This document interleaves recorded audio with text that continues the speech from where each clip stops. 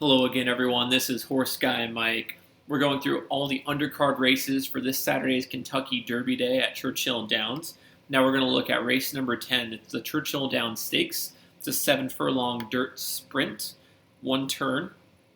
And we have a number of really good competitors in this race, including the 2020 Breeders' Cup Sprint champion Whitmore.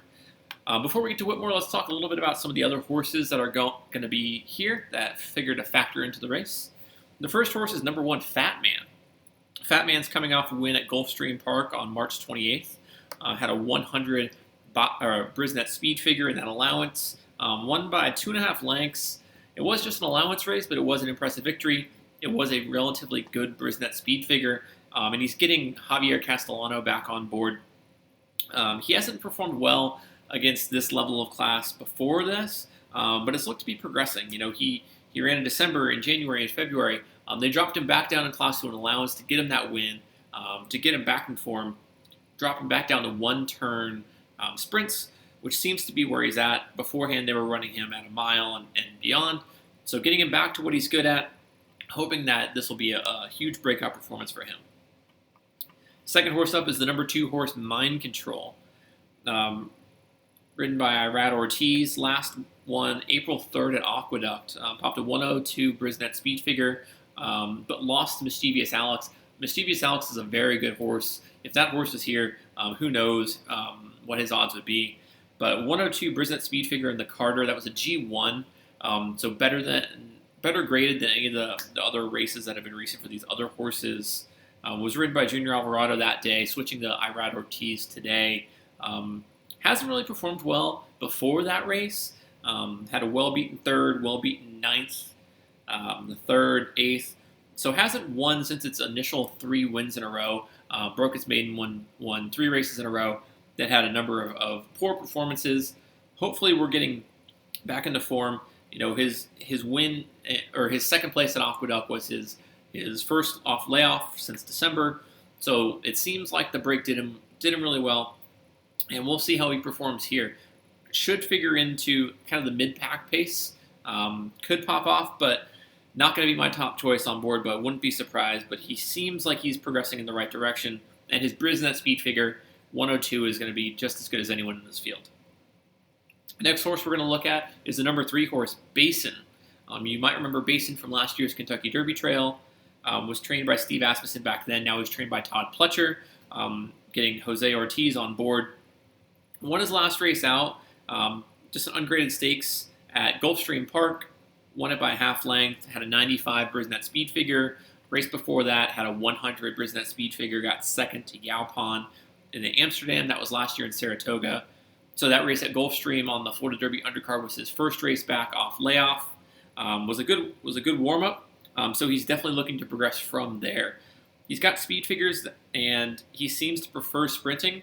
When he was on the Derby Trail last year, they had him going longer. He was doing okay, but cutting back in distance, getting Jose Ortiz on board has really done wonders for this horse, and hopefully he'll make a big step forward this year. Next up, we have the number 4 horse, Flagstaff. Again, coming off of a big win with Luis Saez on board, John Sadler. Won the Commonwealth at Keeneland back in April.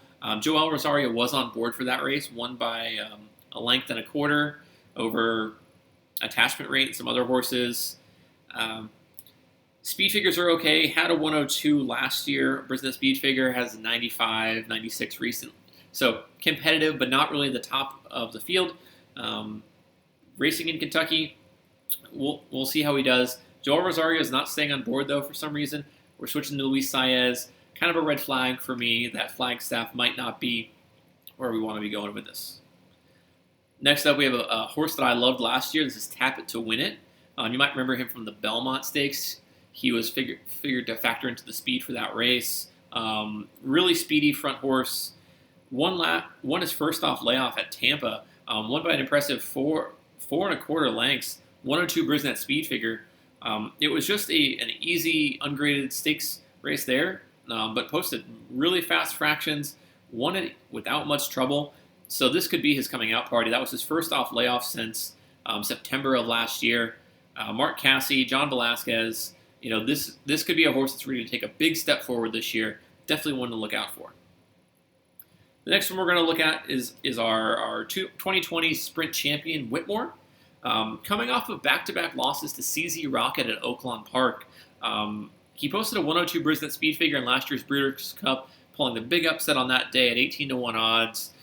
Without CZ Rocket here, Whitmore could be back to form. Get him out of Arkansas, get him away from CZ Rocket, and this horse has shown time and time again that he is a force to be reckoned with in these sprint races. You can't discount Whitmore at all, and he could very well be the winner here.